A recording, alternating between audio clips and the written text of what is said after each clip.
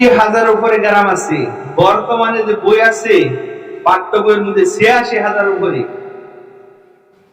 এক গণনা মতে এসেছে প্রত্যেক দিন বাংলার জমিনে ১১,০০০ জায়গায় মাহফিল হয়। সুবহানাল্লাহ বলেন।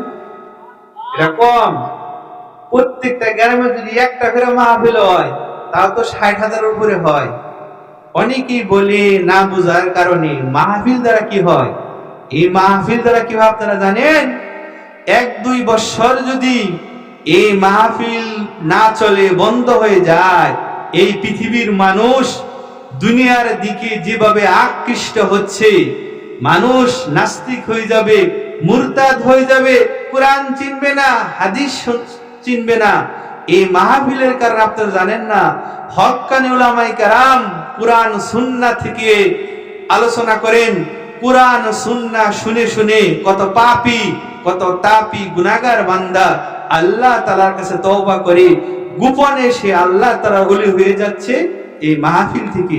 এজন্য এই মাহফিলের দরকার আছে না নাই? আর একটু জোরে বলেন। এই মাহফিলের দরকার আছে, কোরআনে কারিমের তেলাওয়াতের দরকার আছে। এই মাহফিলের দ্বারা মানুষ আল্লাহ তাআলাকে চিনতেছেন, আল্লাহ রাসূলকে চিনতেছেন। আল্লাহ সুবহানাহু ওয়া তাআলা আমল দিয়েছেন পুরুষকেও মহিলাকেও। এই যে মহিলা মাদ্রাসা, ছোট্ট ছোট্ট কোমলমতি নিষ্পাপ, এখনো গুনাহ হয় নাই, যারা আলেমা আছেন তাদেরকে সুন্দর করে শিক্ষা দেয়। গোসলের ৩ ফরজ, তায়াম্মুমের ৩ ফরজ, সহি শুদ্ধভাবে কালেমা শেখায়।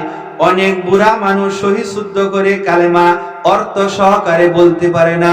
আমার কথা বিশ্বাস না হলে বাসায় গিয়ে টেস্ট করে দেখবেন, ধরে দেখেন, পারবো না।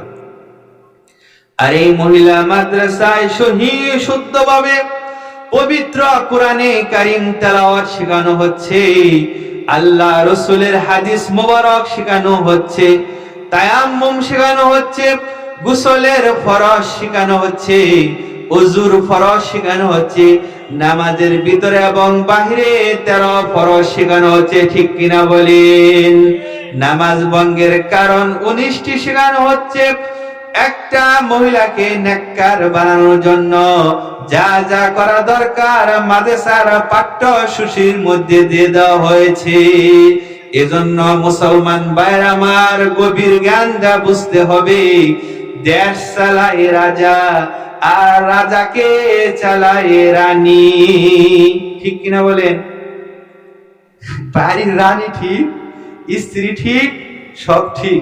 স্ত্রী যদি ঠিক না থাকে একবারে কেরাবেরা। কি কেরাবেরা? এজন্য পুরুষদের আমল বেশি, মহিলাদেরও টুকটাক কিছু কিছু আমল করতে হবে।